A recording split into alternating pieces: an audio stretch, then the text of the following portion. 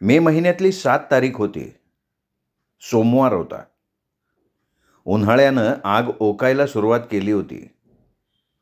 ओढे नाले आटले होते. तळी विहिरी आटायला लागल्या होत्या. धरती भेगाळली होती. झाडं झुडपं उघडी बोडकी पडलेली होती. पशुपक्ष्यांना चारा पाण्यासाठी वणवण करायला लागत होतं. टंचाईग्रस्त गावांना टँकरनं पाणी पुरवायला सुरुवात झाली होती. अपवाद होता फक्त कारगाव परिसर. गिरिजा नदीवर उदापूरपासून उगमाकडच्या काळजपर्यंत अनेक छोटे मोठे बंधारे असल्यामुळे कारगाव परिसर नशीबवान होता. या बंधाऱ्यांनी गिरिजामाईचं वाहतं पाणी रोखून धरल्यामुळे या परिसरातल्या लोकांना पिका पाण्याची टंचाई जाणवत नव्हती. तरीसुद्धा रावसाहेबांनी कारभाऱ्याकरवी आपल्या कामगारांना पाणी जपून वापरायला सांगितलेलं होतं. सकाळी नाश्ता करताना याच विषयावर चर्चा चालू असताना शारदा म्हणाली, पाण्याच्या बाबतीत आपण फार नशीबवान आहोत.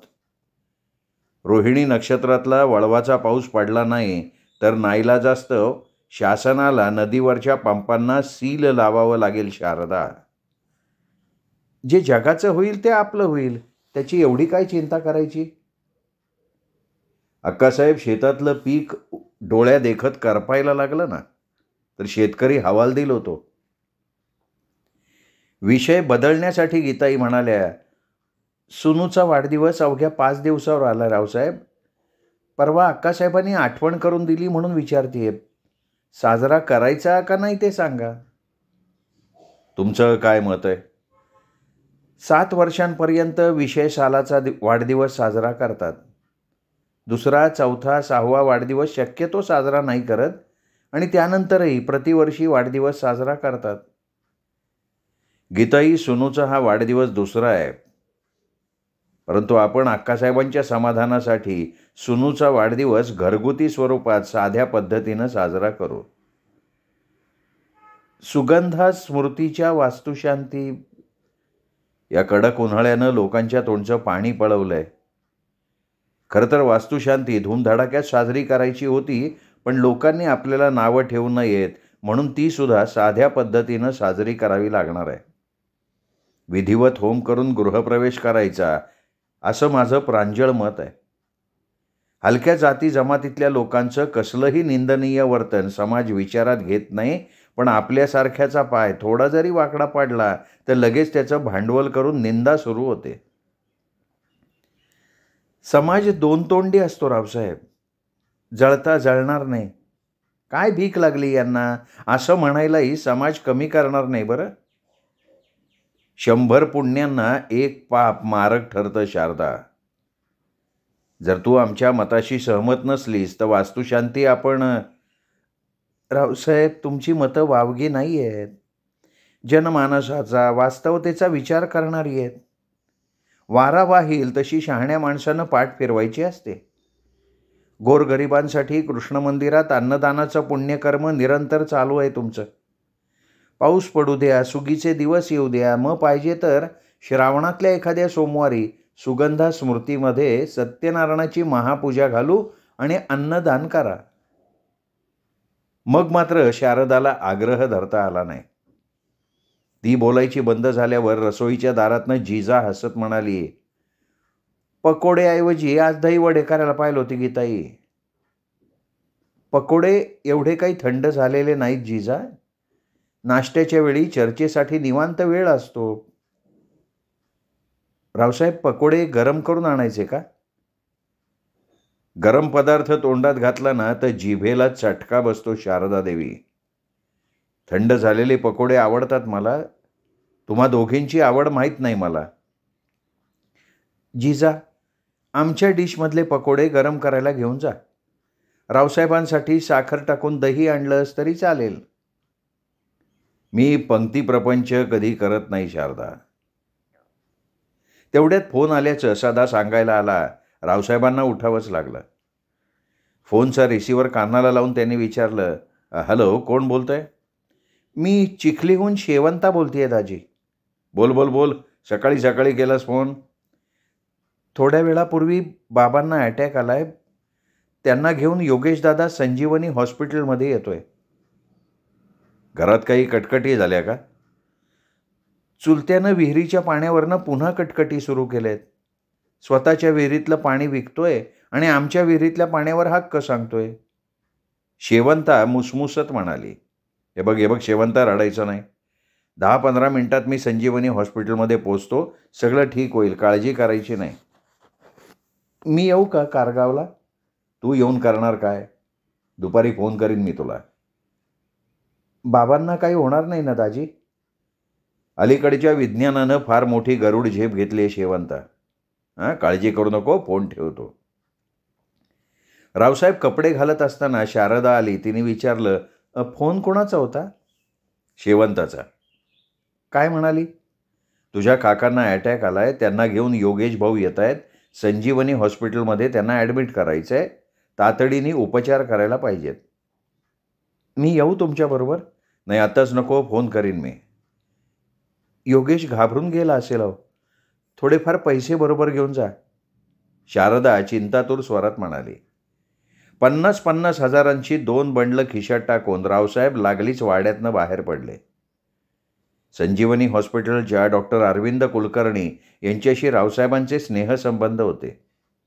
हॉस्पिटलमध्ये पोचल्याबरोबर ते डॉक्टरांना भेटले. डॉक्टरांनी यायचं कारण विचारताच रावसाहेब म्हणाले, चिखलीहून माझ्या नात्यातला एक हार्ट पेशंट येतोय. तासाभरापूर्वी अटॅक आलाय त्यांना. तातडीने उपचार करायला हवेत. योग फार चांगला आहे बरं का रावसाहेब. माझ्या नात्यातल्या डॉक्टर अनुराधा खांडेकर नावाच्या हृदयरोग तज्ज्ञ पारगावहून येत आहेत. इथल्या एका पेशंटला तपासून त्या पुण्याला जाणार. पारगावात दवाखाना आहे का त्यांचा? नाही, पारगाव त्यांचं माहेर. त्यांचा दवाखाना पुण्यात आहे. कधी येतील त्या? 15-20 मिनिटापूर्वी निघाले, जवळपास आल्या असतील. त्यांचं बोलणं चालू असताना डॉक्टर अनुराधा मॅडम आल्या. कुलकर्णी डॉक्टरांनी त्यांना चिखलीहून येत असलेल्या पेशंटची माहिती दिली. त्या मॅडम रावसाहेबांना म्हणाल्या, मी चिठ्ठी लिहून देते. ताबडतोब इथल्या स्वस्तिक मेडिकलमधनं 2 इंजेक्शन्स घेऊन या. साधारणपणे 50-60 हजार पडतील. पेशंटच्या जीवापेक्षा पैसा महत्त्वाचा नाही आहे मॅडम. तुम्ही नातलग आहात का पेशंटचे? पेशंट माझे मावस सासरे आहेत. तुमचं माहेर पारगाव आहे असं मगाशी डॉक्टर म्हणाले ना? मग पारगावचे रामदास शितोळे तुम्हाला कदाचित माहिती असतील. मी त्यांचा जावई प्रताप देशमुख. काय सांगताय? रामदास काका, त्यांची मुलगी शारदा यांना मी चांगली ओळखते देशमुख साहेब. तुम्ही आधी इंजेक्शन घेऊन या. रावसाहेब इंजेक्शन आणायला गेल्यानंतर 8-10 मिनिटांनी योगेश वडिलांना घेऊन आला. आल्याबरोबर डॉक्टरांनी पेशंटला अतिदक्षता विभागातल्या स्पेशल रूममध्ये नेलं. त्यांना चौकशीची गरजच भासली नाही. योगेशला त्याच्या आईला फार नवल वाटलं होतं. रावसाहेब इंजेक्शन्स घेऊन आल्यानंतर त्यांना सगळा उलगडा झाला होता. डॉक्टर अनुराधा मॅडमनी पेशंटला पहिलं इंजेक्शन दिल्यावर अवघ्या 10च मिनिटांनी सोपानराव जगतापांनी डोळे उघडले. त्यानंतर 5 मिनिटांनी पेशंटचा रक्तदाब चेक करून डॉक्टर अनुराधा मॅडम म्हणाल्या, हे दुसरं इंजेक्शन संध्याकाळी 5 वाजता सलाईनमधनं द्या. देशमुख साहेब, धोका टाळलाय. घाबरण्याचं कारण नाही. उद्या संध्याकाळी तुम्ही पेशंटला घरी घेऊन जाऊ शकता. हे माझं कार्ड घ्या. पुण्यात आलात कधी तर या भेटायला. मॅडम, देशमुख साहेब कारगाव तालुक्यातली सगळ्यात बडी आसामी आहे बरं का. का लाजवताय डॉक्टर? माणूस त्याच्याकडच्या धनसंपत्तीवरनं मोठा ठरत नाही. तो मनानं मोठा असेल तर त्याच्या धनाला किंमत आहे. डॉक्टर, तुमची फी किती द्यायची सांगा. मी विशेष असं काही नाही केलं देशमुख साहेब. पेशंटचा जीव वाचवलात की. नाही, ती सगळी वरच्याची कृपा. मॅडम, हे बघा प्रतापराव, रामदास शितोळेंना मी काका म्हणते. माणसाच्या जीवापेक्षा पैसा महत्त्वाचा नाही असं मगाशी म्हणालात. तुमच्याकडून मी फी घेतली ना तर तुमच्या राणीसाहेब माझं नावसुद्धा घेणार नाहीत. येता का शारदाला भेटायला? नाही, आज नाही. नंतर कधी माहेरी आल्यावर पुण्याला जातेवेळी कुलकर्णी डॉक्टरांना बरोबर घेऊन येईन. सकाळी 9 वाजण्यापूर्वी शारदाला फोन करायला सांगाल मला? चालेल की. आता मी काय सांगते ते लक्षात ठेवा. कडक उन्हाळा आहे. त्यामुळे पेशंटला महिनाभर घरातनं बाहेर जाऊ देऊ नका. 4-6 महिने पेशंटची काळजी घ्या. मी ज्या गोळ्या लिहून दिलेल्या आहेत त्या सलग 3 वर्ष सकाळ संध्याकाळ नियमितपणे घ्यायला हव्यात. गोळ्या घेणं मध्ये बंद केलं तर धोका संभवतो, लक्षात घ्या. मे महिन्यातला 3रा रविवार होता. दुपारचा 1 वाजायला आला होता.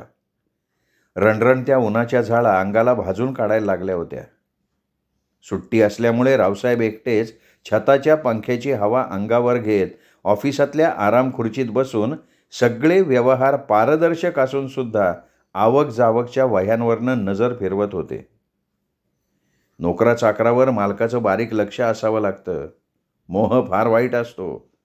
नोकर चाकर मालकाला कधी खड्ड्यात घालतील याचा नेम नसतो. ही आबासाहेबांची शिकवण असल्यामुळे रावसाहेब आठवड्यातून एकदा तरी ऑफिसात येऊन 1-2 तास बसत होते. त्याचप्रमाणे आठवड्यातून 2-3 वेळा दोन्ही बागांकडे फेरफटका मारायला जात होते. त्यामुळे कामगारांवर त्यांचा आपोआप वचक बसलेला होता. ते जेवणासाठी उठायच्या बेतात असताना फोनची रिंग वाजायला लागली. रिसिव्हर कानाला लावून ते म्हणाले, हॅलो, प्रताप देशमुख स्पीकिंग. मी शेवंता बोलते दाजी. अरे वा, बऱ्याच दिवसांनी आठवण आली. अहो, आठवडा तर झाला की फोन करून. मग आठवडा काय लहान वाटला काय? दाजी, अहो तुमची आठवण रोजच येते, पण खानदानाच्या इब्रतीसाठी उथळपणाच्या काही गोष्टींना आळा घालायला लागतो. आज खळखळाट नाही वाटतं. तुम्हाला फोन लावून लावून वैतागले होते. कसं काय? फोन जवळ तर बसलोय. पहिल्यांदा गावात 2दा फोन केला दाजी, मग वाड्यात फोन केला. तुम्ही ऑफिसात असल्याचं समजलं, मग ऑफिसात फोन केलाय. आणखीन 5 मिनिटांनी फोन केला असताना तर ऑफिसमध्ये सुद्धा सापडलो नसतो मी. अगं बाई, कुठे जाणार होतात? कुठे म्हणजे काय, पोटपूजा करायला भोजनगृहात. सगळं अवघड वाटतंय तुमचं दाजी. मामांची तब्येत कशी आहे सांग? बरी आहे की. रोज एकदा तरी घरात तुमची आठवण येते. कुणीही अवास्तव कौतुक केलं ना तर मला आवडत नाही शेवंता. हे अवास्तव नाही आहे दाजी. नमनाला घडाभर तेल घालवलं. काल परवा वळीव झाला का नाही ते सांग. झाला की परवा. तुमच्याकडे? नाही ना झाला. गर्जना करून नुसत्याच हुलकावण्यात येतोय. कुणाला बोलताय तुम्ही दाजी हे? मला का वळवाला? शेवंतानं मिश्किलपणे हसत विचारलं. गैरसमज करून घेऊ नको शेवंता. विषय वळवाच्या पावसाचा चालू आहे. आज चिन्ह दिसतंय. रविराजानं सकाळपासनं कारगावर आग ओकायला सुरुवात केली आहे. बाहेर चिटपाखरू दिसत नाही. झाडांना पानं नसल्यामुळे समजले तुमची रसिकता. कौतुकास्पद आहे दाजी. आता फोन करण्याचं प्रयोजन सांगणार आहेस का नुसतंच टाईमपास चालवला आहेस? मी फोन केला तर आवडत नाही का तुम्हाला? अगं, आवडत्या मेवणीच्या फोनची मी चातकासारखी वाट बघतो. नाही, बोलताय कुठनं तुम्ही? म्हणजे अंतःकरणापासनं का मेवणीच्या फक्त समाधानासाठी? हे बघ, मी अतिशय साधा भोळा माणूस आहे शेवंता. मग मी काय छक्के पंजे खेळणारी वाटली तुम्हाला? आपला तो नाहीस बाबा तू. कधी येतेस भेटायला? तुम्हीच एकदा इकडे येऊन जा ना. आईबाबांना आनंद होईल. आणि तुला? अहो, मी तर तुमच्या नजर भेटीसाठी आतुर आहे. माझ्या मागे फार व्याप आहेत ग शेवंता. मग कारकून कारभारी कशासाठी ठेवलेत? एका जाग्यावर बसून ठेवायचा पगार देता का त्यांना? हे बघ, मालकाची कामं नोकरांवर नाही सोपवता येत. म्हणून तर तुला फोनचं प्रयोजन विचारलं. ताक आणायला निघालीस ना? डॉक्टर अनुराधा मॅडमना भेटायला जायची इच्छा आहे. सकाळी जाऊ, संध्याकाळपर्यंत परत येऊ. प्रश्न वाटतो तेवढा सोपा नाही आहे शेवंता. तुम्हाला अडचणीचा वाटत असेल तर माझा आग्रह नाही. योगेश दादाकडे डॉक्टर मॅडमचा पत्ता आहे. जाईन एखाद्या मैत्रिणीला घेऊन पुण्याला. एसटीनी नाही, सुमो घेऊन जाईन. अरे वा, कधी मिळालं ड्रायव्हिंग लायसन? मिळालं की परवा. तर मग रावसाहेब पुढं बोलायचे थांबले. ऑफिसच्या दारात सदा उभा असलेला दिसला. शेवंतानं विचारलं, का गप्प का झाला दाजी? काही नाही, सदा आलाय जेवायला बोलवायला. फोन कधी कराल? करतो उद्या सकाळी 11 वाजता. सुगंधा स्मृतीमधून. फोन ठेवून रावसाहेब लगेच उठले. भोजनगृहातल्या खुर्चीत जाऊन बसले तरी शेवंता त्यांच्या नजरेसमोरून अंतर्धान पावलेली नव्हती. तिचा गोरापान आकर्षक मुखचंद्र आव्हान देतोय असं त्यांना वाटायला लागलं होतं. नजरेला मोहिनी घालणारं अप्रतिम सौंदर्य देवादिकांना भुरळ घातल्याशिवाय राहिलेलं नव्हतं. रावसाहेब तर सामान्य होते, कोणी संत महात्मा नव्हते. जेवायला आरंभ केल्यावर त्यांना लग्नाच्या दिवसातल्या वरातीतल्या घटनेची आठवण झाली.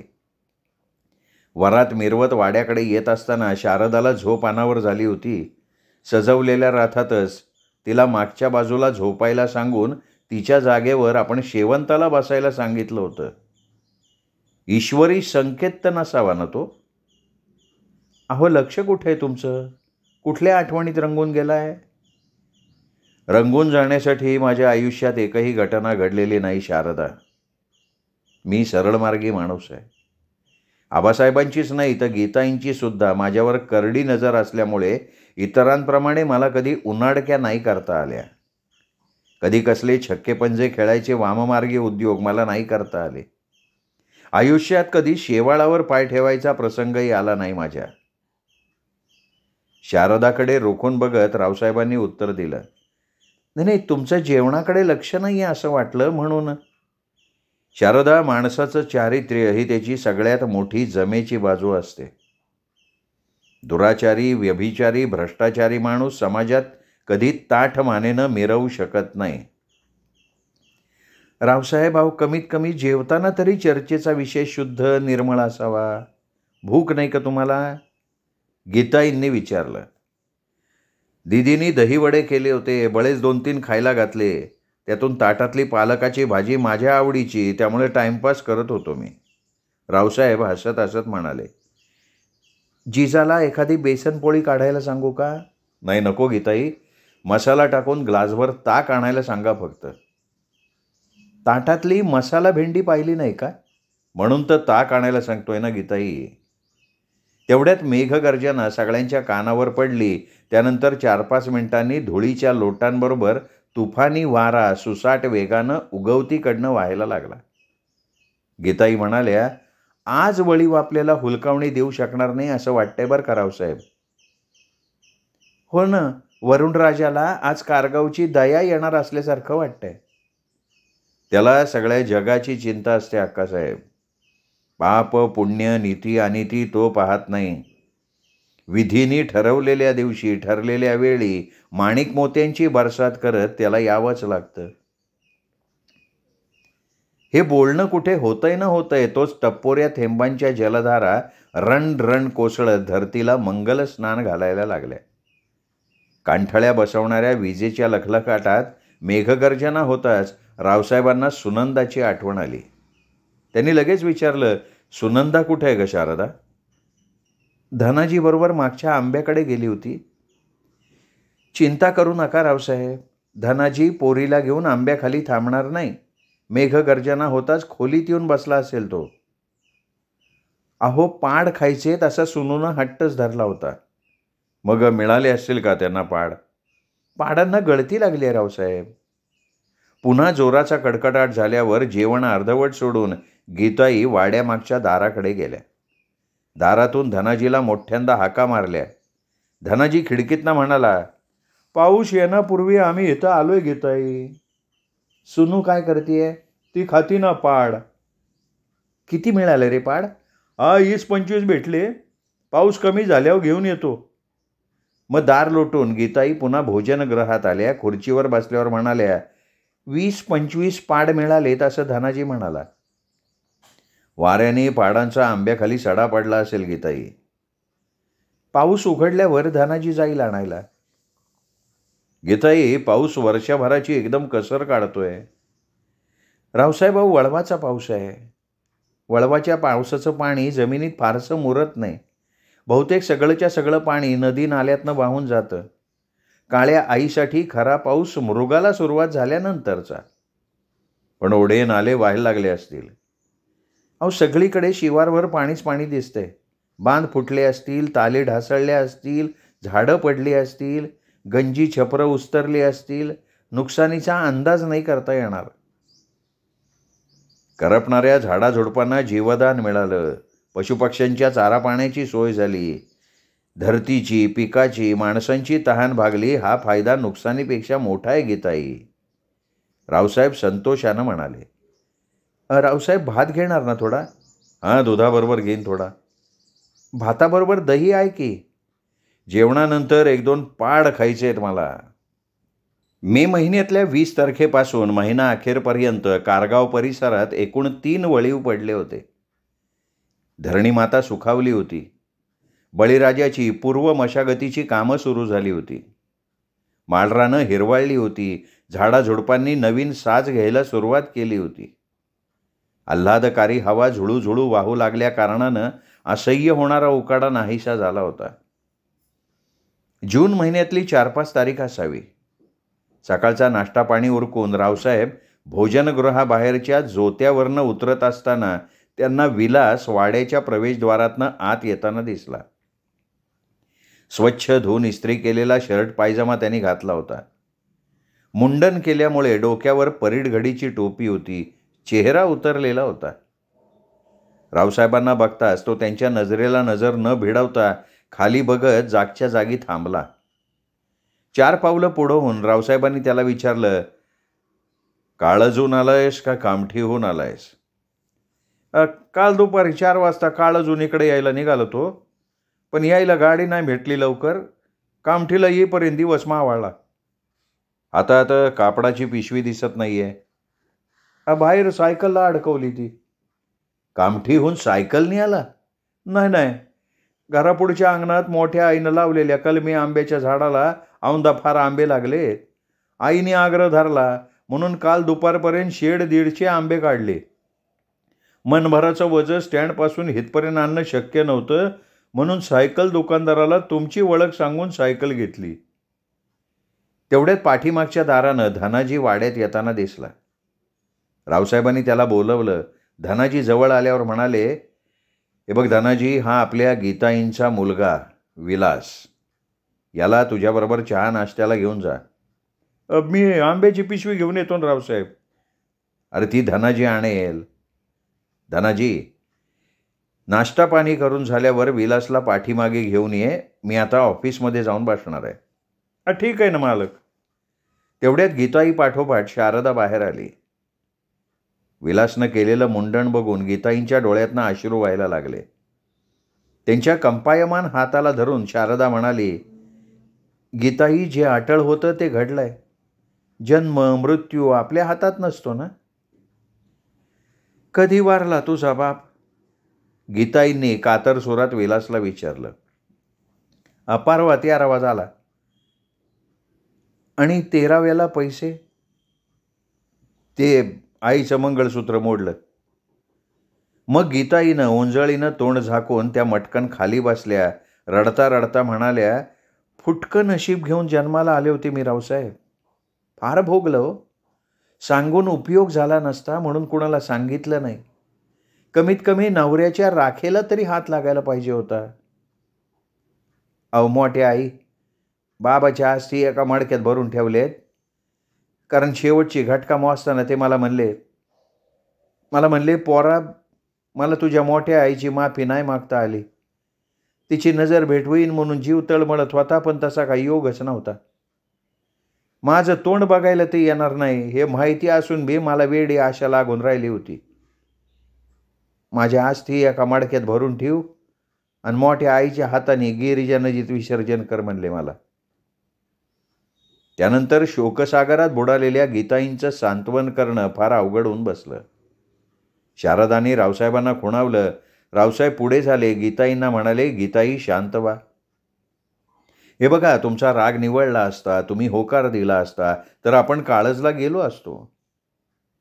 स्वतःला घरंदाज म्हणवताना तुम्ही आपले कुळाचार कसे काय विसरलात?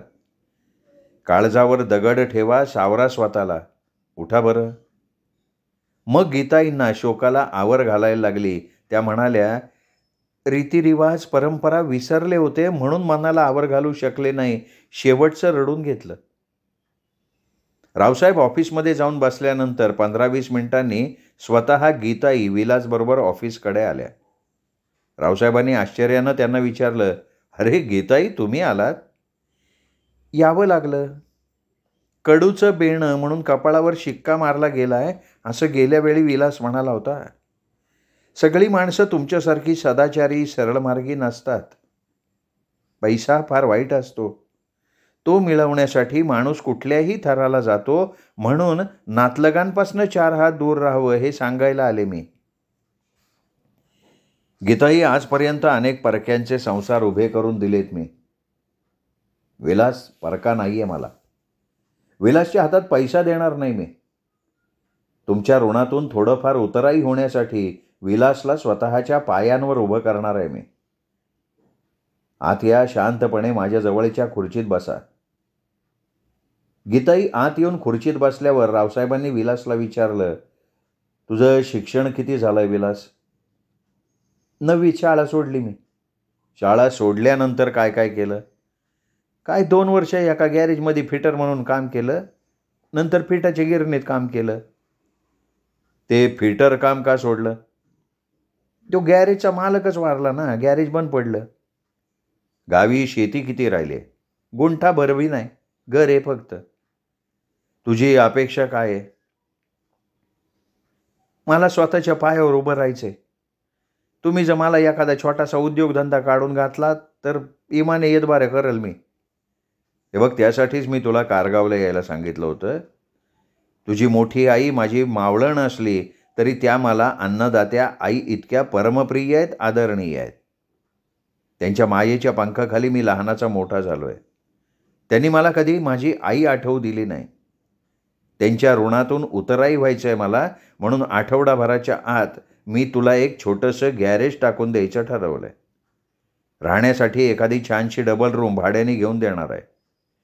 गॅरेज सुरू झाल्यानंतर तू तुझ्या आईला घेऊन ये. गॅरेजला भाडं असणार नाही. खोलीचं भाडं मात्र तुला द्यावं लागेल. आणि हां, मोठ्या आईकडनं तू कशाचीही अपेक्षा करायची नाही. धंद्यात दम बसला की मग तुझ्या लग्नाचं बघू आपण. अहो रावसाहेब, तुमच्या दिलदारपणाची कामाठीपर्यंत ख्याती आहे. मी कुलीन खानदानी नाही आहे हे माहिती मला. माझी लायकी चांगली माहिती मला. पण रावसाहेब, हाताची 5 बोटं सारखे नसतात. मी तुमच्या नावाला कसलंही गालबोट लागू देणार नाही याची मोठ्या आईसमोर साक्ष खात्री देतो मी तुम्हाला. ठीक आहे, माझी तुझ्याकडनं हीच अपेक्षा आहे. जर तू श्रमाची पर्वा न करता सचोटीनं फिटर कामाचा व्यवसाय केलास तर तुझा भविष्यकाळ उज्ज्वल असेल हे लक्षात ठेव. अहो, तुमचा आशीर्वाद पाठीशी असल्यावर मी जीवाचं रान करेल रावसाहेब. कडूचं बेनं हा लागलेला कलंक धुवून टाकायचा आहे मला. गीताई, आणखीन काही दुरुस्ती असेल तर सांगा. माझ्या जे मनात होतं ते सगळं सांगून टाकलंय तुम्ही.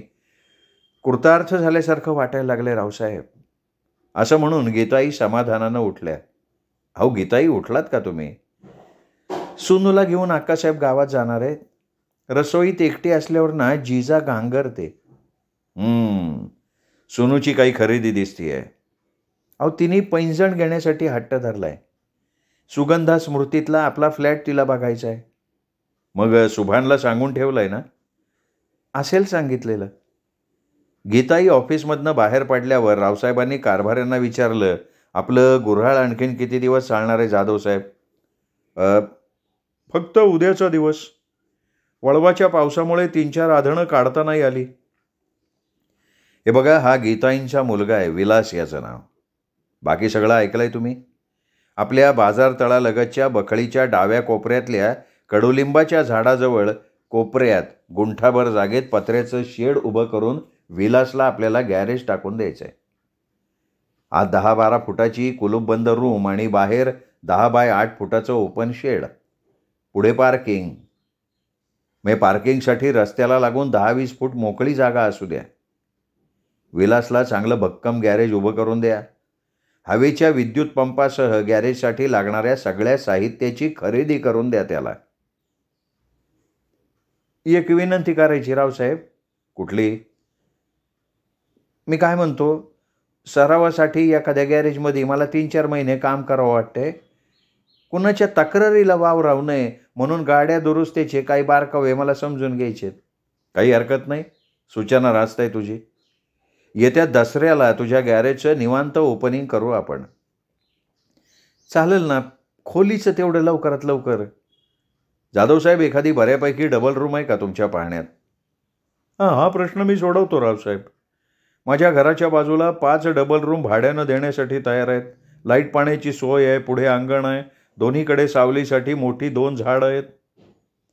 मग दुपारी 3-4 वाजता याला घेऊन गावात जा. जी रूम पसंत पडेल ती घेऊन टाका. एखादा गॅरेजवाला बघा. हाही प्रश्न सोडवतो रावसाहेब. मंगळवार पेठेत सुभाष ऑटो नावाचं जे गॅरेज आहे त्यात मी विलासला काम मिळवून देतो. विलास खोलीचं कामाचं निश्चित झालं की मग आईला आणायला गावी जा. स्वयंपाक पाण्यासाठी आवश्यक तेवढं सामान घेऊन ये. पुढच्या महिनाभराच्या राशन पाण्याची कारभारी सोय करून देतील तुला. अहो रावसाहेब, मला तर स्वप्न बघतोय असंच वाटायला लागले. लय आभारी आहे मी. विलास, ही सगळी कृपा तुझ्या मोठ्या आईची आहे. फक्त शेवटी एक सूचना देऊन ठेवतो. जन्मदात्या आईप्रमाणे मोठ्या आईला कधीही विसरू नकोस. लक्षात ठेव, तिचा आशीर्वाद पाठीशी असल्यावर तुला कधीच काहीही कमी पडणार नाही. असं म्हणून रावसाहेब तिथून जायला उठले. श्रोते हो, तुम्ही ऐकताय रावसाहेब ही कादंबरी लिहिलेली आहे पोपटराव भसे यांनी आणि प्रकाशित केली आहे शांती पब्लिकेशन्सनी. या कादंबरीचा आजचा भाग इथेच संपला. पुढचा भाग ऐकण्यासाठी उद्या भेटूयात दीपक रेगे कथाकथन चॅनलवर. तोपर्यंत नमस्कार श्रोते हो.